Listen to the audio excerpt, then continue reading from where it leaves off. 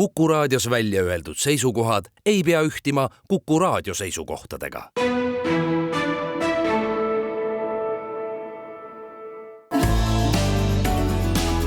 Keskpäevatund.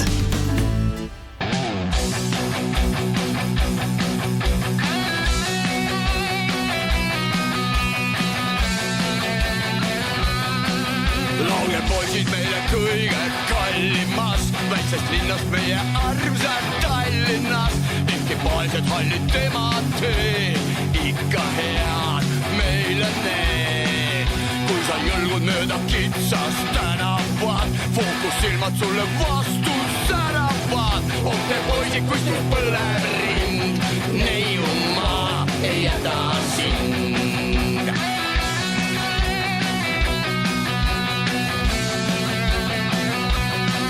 Kui sul pole leitud õiget kallimat, vaata ringi meie armsad Tallinnas. Troomirannas kõrgub kõrge kiik, laulab seal tüdruk nii. Õhtul tossud lööme hästi klantsima ja siis Veenusesse lähme lantima. Oote poisid, kuskil põlev rind, neiumaa ei jäta sind.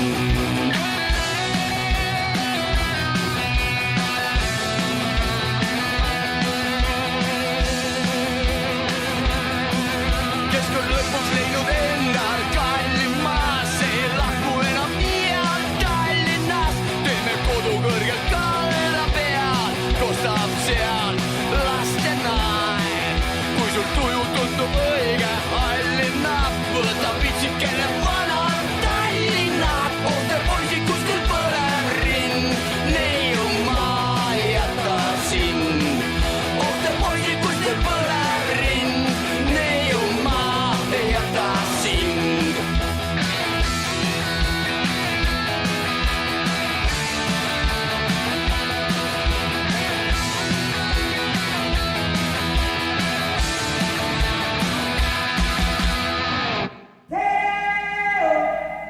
Kammista Talliman, Tallini banaana. Uudiseid koduvabariigist. Tere, siin Kuku Raadio ja Keskpäevatund.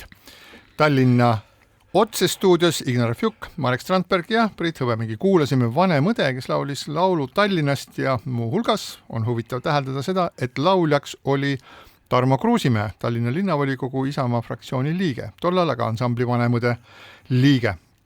Nädal, mis on selja taha jäänud, on olnud erakordselt põnev. Oli jaanipäev, võidupüha, presidendi kõne, NATO tippkohtumine, Donald Trumpi ja Kristen Michali elukaaslase Evelin Orase selfie, malluka pulmad ja palju muud maailmas olulist. Ja kõige selle taustal podiseb Tallinna volikogus tülikatelt, kust aeg-ajalt kostab plörtsatusi, midagi lendab üle katla serva ja viimati lendasid üle serva aselinnapead Peeter-Pärtel Pere ja Viljar Jamo. Ja veel ka 2 linnaosa vanemat, kes kõik Reformierakonda kuulusid. No iseenesest see nähtus, mida me Tallinnas näeme, tundub nii-öelda selline trampism või isalikkus sealt lombi tagant on nüüd ka siia tulnud, sellepärast et väga ägedaid selliseid otsuseid tehakse nii-öelda küll ühelt poolt, küll teiselt poolt, me teeme nii, me teeme naa, nagu juhitaks ka meid erinevate ukaasidega. Vahe on lihtsalt selles, et Tallinna linnavolikogus on Reformierakonnal 15 häält, Donald Trumpil aga terve laevastik, lennukikandjad, raketid ja kõik mis veel. Aga ometi jah, sellised nii-öelda äkilised muutused toimuvad, kus juures ega ju põhjendused on üsna otsitud, et me ei saa enam selle linnapeaga toimetada ja põhimõtteliselt ju kogu see malemäng on üsna osavalt käima läinud. Vaat nüüd ei oskagi öelda, et kas Ossinovski on juba tänaseks hetkeks Keskerakonnaga kokkulepet teinud või on neid teinud Reformierakond või vaatab Keskerakond lihtsalt ludinal ja rõõmsalt pealt seda, kuidas üksteise kõrisid ära näritakse, mis ongi ju nende jaoks kõige kasulikum. Mina ei tea, milline on Tallinna linnas võimu olukord, ütleme nädala 2 või 3 pärast. Mul meeldiks tänast seda situatsiooni panna suuremasse konteksti ja see suurem kontekst vältab juba 30 aastat, millel on omane väga kindel muster. Et ühelt poolt on kõrve lukustav retoorika Keskerakonnast kui kõlvatust ja sobimatust ja selle nii-öelda Keskerakonna tõrjumiseks siis väiksemad erakonnad ja osanikud klopsivad kokku koalitsioone, vajadusel ostavad siis keskerakondlasi üles, aga varem või hiljem need koalitsioonid lagunevad peamiselt sisetülide või reetmiste tõttu ja reetmise eesmärk ongi olnud ise siis sellesama demoniseeritud Keskerakonnaga koalitsiooni moodustamine ja selle nii-öelda õpiku näiteks on 99. aastal toimunu, mäletatavasti siis Toompeal valitses kolmikliit peale valimisi ja eks siis otsustatigi, et samasugune kolmikliit võiks valitseda ka alllinnas. Kuigi alllinnas ei olnud piisavalt hääli, siis hakati nagu moosima väiksemaid ja nii saadigi kokku 7 päkapikku koalitsioon, millest siis 3 olid väga venemeelsed ja venepõhised, mäletame, seal oli ka internatside liider ja Eesti suhtes täiesti vaenulik Jevgeni Kogan ja see koalitsioon oli naerualuseks ja ta püsis napp 2 aastat ja see lõppes sellega, et üks sellest 7 ehk Reformierakond hääletas koos opositsiooniga linnapea Mõisa vastu, see lagunes ja Keskerakonnaga Reformierakonnad moodustaski valitsus. Nii et see muster on jätkuvalt toimunud ja ka tänane on üks osa sellest. Me lihtsalt hakkame liiga detailidega, üksikisikutega. See on üks hoiak. Me karjume kogu aeg, hunt tuleb ja samas meil on selle susiga ammu kõik kokku lepitud. Leivad ühte kappi. Jaa, selles mõttes, et ega ju jälle loomult võttes siis ju Reformierakond oli ju ehk see, kes kõige jõulisemalt siin aastakese eest kõneles meile sellest, kuidas tegemist on ikkagi väga kuritegeliku organisatsiooniga, mis iseenesest ju vastabki tõele. Meenutame, et ka Riigikogus oli arutluse all küsimus, kas kriminaalkorras karistatud erakond võiks saada üldse rahva raha enda ülalpidamiseks, B, kas selline üldse võiks eksisteerida meie õigus- ja poliitilises ruumis, seda natukene arutati, aga teema, et mis oleks siis selle Ignari kirjeldatud nii-öelda lõpliku lahenduseni viinud ehk et kriminaalkorras ahelkurjategija kas siis juriidilise isikuna siis kindlasti oleks likvideeritud ja tema eksistents Eesti poliitilisel maastikul keelatud. Vaat seda otsust ei tulnud ja ilmselt ei tulegi. No ma tahaks ikkagi nüüd küsida selle sama retoorika kohta või selle väite kohta, et tegemist kriminaalkorras 3 korral kriminaalkorras karistatud erakonnaga. Mind lihtsalt huvitab, mitte ma ei õigusta ega ma tahan selgitust või seletust, et mida see siis tähendab. Et üldiselt ma ei kujuta ette, et mittetulundusühing istus kohtupingis ja teda mõisteti süüdi. Tegemist ju nii nagu juriidiliste isikutega ikka kannab vastutust juhatus. Sageli juhatuse liikmed kogu oma varaga. Mismoodi on nüüd väljendanud selle Keskerakonna nende juhtumite kontekstis, nende juhatused selles, vastutavad selle eest, mis erakonnaga nii-öelda toimus. Enamus juhatusest on valgunud teistesse erakondadesse. Ma julgen väita, et nad kannavad seda sama kuritegelikku praktikat, ideoloogiat ka teistesse erakondadesse. Ja see on ka, Marek, üks vastus sinu küsimusele, miks erakonnad Toompeal pole seadusesse tahtnud viia sanktsioone näiteks, et lõpetada erakonna rahastamine, kes on kriminaalkorras karistatud või midagi muud, sest nad kardavad, et ühel hetkel võib tabada see ka neid.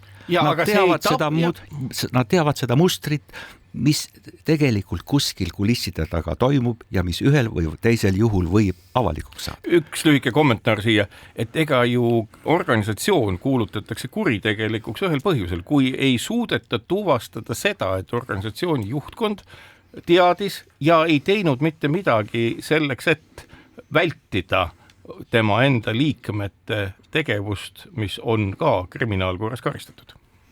Mikk Salu kirjutab Postimehes, et Postimehel on väidetud, et umbes 6 aega tagasi oli siis diil, mis pidi siis tsementeerima Reformierakonna ja Keskerakonna koostöö siis linnavalitsuses oli juba, käed olid löödud, aga siis olid Keskerakonnal tekkinud mingisugused viimased hetke nõudmised.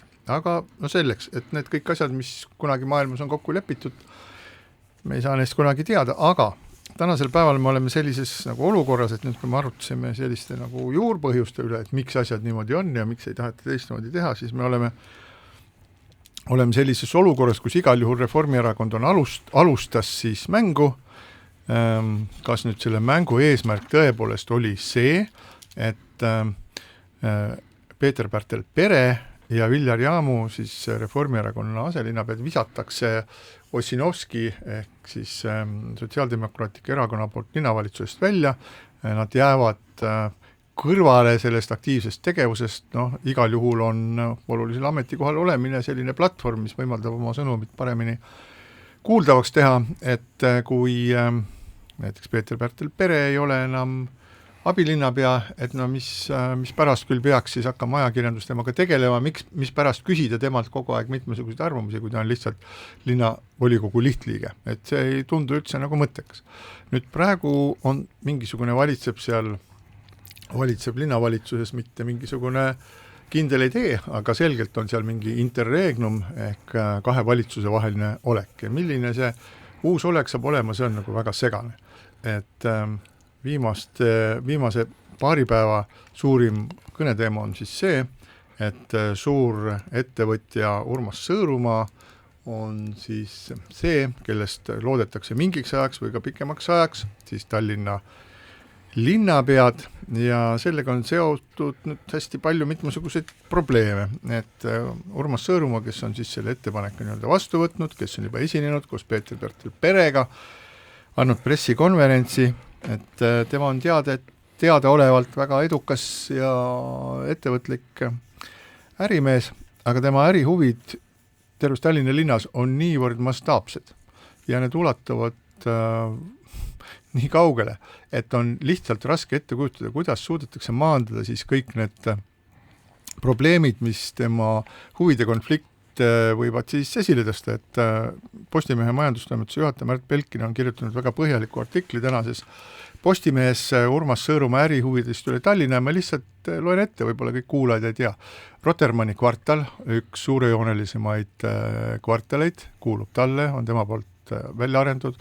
Kohe seal kõrval uus kuldne maja, Golden Gate, kus on tippadvokaadibürood paiknevad selle taga sadama poole admiraliteedi basseini ääre. Sinna tuleb Sõõrumaa arendatud Talsinki kvartal, millest siis oodatakse ka ühte Tallinna nii-öelda suuremat ja ägedamat arendust otse sadama kõrval, siis Foorumi keskus, Viru keskuse vastas, mis läheb ümbertegemisele, Admirali maja, seal samas lähedal restoran La Marina, Patarei merekindlus kuulub talle, spordikeskus Foorus ja Golden Club, Tondi park koos tenniseväljakutega, Audentuse spordiklubi, 9-korruseline büroohoone Kadaka 63, 3 torni, Kadriolu veerel, Skyline Residence, Foorus Nõmme spordikeskus ja veel 5 kooli, mida haldas Sõõrumaa firma Vivatex Holding, mille eest linnavalitsus priskelt maksis. Ehk sellest ja see ei ole täielik nimekiri. See ei ole täielik nimekiri, aga juba ainuüksi sellest me näeme, et Tallinna kesklinnast selline üks väga oluline, särav ja ka väga rahvarohke osa, mis on äritegevusele väga oluline, kuulub Urmas Sõõrumaale. Nüüd kuidas hakkab Urmas Sõõrumaa lahendama kõiki neid küsimusi, mis on vajalikud nende ettevõtete haldamiseks, kinnisvara arendamiseks, sellepärast ega siis sellise mastaabiga ettevõtja saab väga hästi aru, et see aeg, mis ta on siis nii-öelda linnapalgal, jääb talle kõrvaliseks ja ajutiseks tegevuseks. Tema tegevus on siiski nagu ettevõtlus ja see, kuidas ta suudab oma riskid maandada ja kas talle edaspidi siis jäävad sellest linnapeaks olemisest, kui ta selleks peaks saama, ka mingisugused tehingud, mis talle edaspidi ka kasu toovad, et seda me veel kõik ei tea, aga see on midagi taolist, mis kergitab väga-väga palju väga tõsiseid küsimusi, kui selline asi peaks juhtuma, et Sõõrumaast saab Tallinna linnapea. No eilses Aktuaalses kaameras Margus Saar esitas ka lähedasi küsimusi stuudios olnud Urmas Sõõrumaale, kes siis vastas selle esimese korruptsiooni küsimuse peale, ütles ei, et ma ju taandan ennast kõigest ja Margus Saar küsis, et noh, et siis nagu täiesti ja ikka, et ega see võtab ju aega ennem, kui nii-öelda varad saavad lastele kirjutatud. No mis on ju sama lugu, et mis vahet seal on sul või su hõimlastel või sugulastel, et korruptsiooniseaduse mõttes üks ja seesama, aga tähelepanuväärseim oli küsimus, mis loomulikult natukene naljaga pooleks esitatud, et kas võiks tõele vastata, küsis Margus Saar, et olete siis nagu pigem Reformierakonna selline mängukann või selles võitluses ja selle peale ütles Urmas Sõõrumaa vastu, et aga võib-olla on hoopis Reformierakond minu mängukanniks.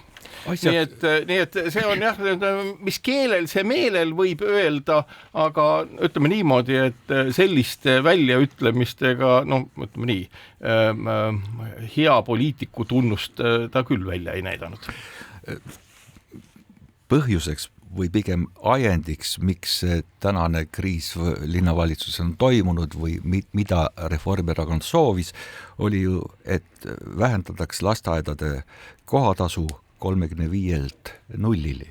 Kuigi alles viimase aasta jooksul on see langenud 70 korraks 50-le ja nüüd juba 35-le. Ja ma ikkagi ütleks, et jutt pole ka isegi 35 eurost, sest me teame, et Tallinnas on alates teisest lapsest kohatasu 0, nii et kui keskeltläbi on perel, kellel on lapsi, ütleme 1,7, 1,8 last, siis jagades see 35 1,7-ga saame circa 20 eurot per naase, on jutt, mille pärast tehakse Eesti Vabariigi pealinnas valitsuskriis. Tehakse tüli majja, loobutakse sellest, millest kokku lepitakse. Ja ma isegi küsiks nii, et kas tõesti see lasteaia kohatasu on tuumik küsimus, mida kohalik omavalitsus ja selle poliitikud peaksid lahendama. Ja kas see oleks ainus koht, ma küsiks isegi nii, kus saaks lastele ja peredele midagi ära teha? Ma arvan, et vaevalt. Ma saaks aru, kui võidletakse näiteks sellest, et lapsed oleksid lasteaias turvalises ja moodsas keskkonnas, et lasteaial oleks varjend, et lapsed sööksid puhast toitu, et lasteaia keskkonnas oleks looduslikud materjalid, mitte mürkained, ja nii edasi, et igale lapse oleks lasteaias koht, mida Tallinnas praegu ei ole. Aga seda ei ole.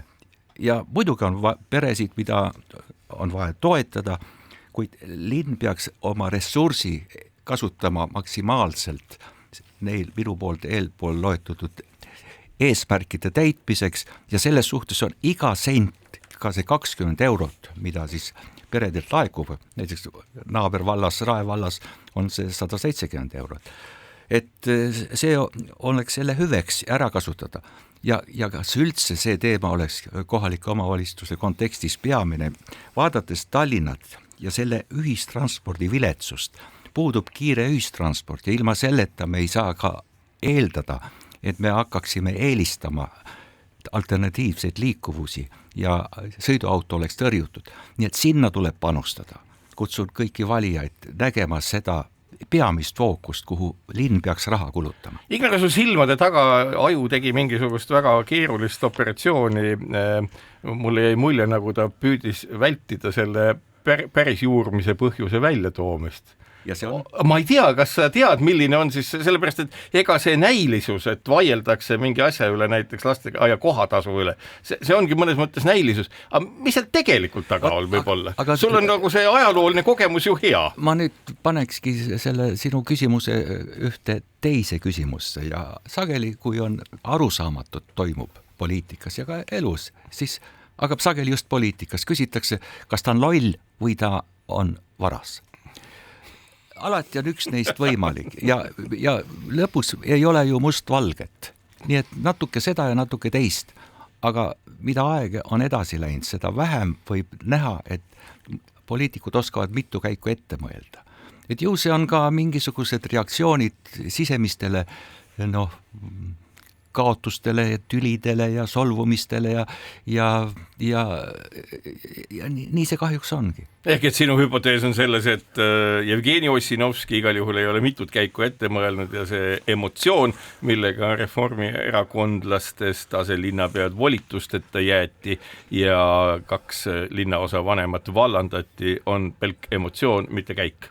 No ka võib seda sellisena, kui see on nüüd sinu mõte, käsitleda sellepärast, et nüüd on ju Reformierakonnal vabad käed öelda, vaadake, härra Ossinovski, te viskasite meid linnavalitsusest välja, mis meil nüüd muud üle jääb? Me peame Keskerakonnaga selle koalitsiooni ära tegema. Millal siis tõehetk ajaliselt saabuda võib, kolleegid? Kolmapäeval. Kolmapäeval on tõehetke saabumised.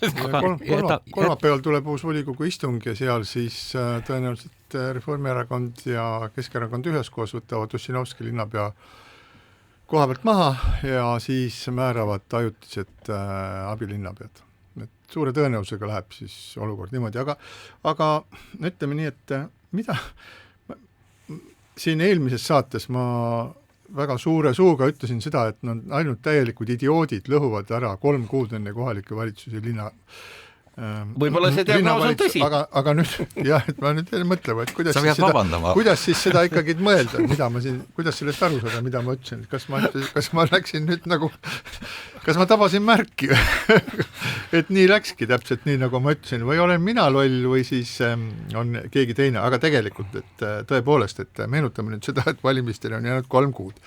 Et valimised tähendavad seda, et kõik erakonnad püüavad enne seda oma valijatele kõige rohkem nagu meele järgi olla, et saada need hääled kokku korjata. Kui me vaatame siis neid reitinguid, mis on väga olulised, praegu 3 kuud enne, siis Norstati andmetel on Keskerakonnal 36%, Isamaal 16%, Reformil 15%, Sotsidel 14%, Ekrel 7, parempoolsetel 5 ja Eesti 200 2. Nii et nagu siit näha, et Keskerakond ja siis Reformierakond üheskoos võiksid teha sellise üsna suure seltskonna kokku, mis tõepoolest siis suudab mingisugused otsuseid vastu võtta, aga samas on ju väga keeruline, kui enne valimisi hakkab Reformierakond ühes paadis istuma Keskerakonnaga ametlikult, keda nad on pikalt sõimanud enne seda,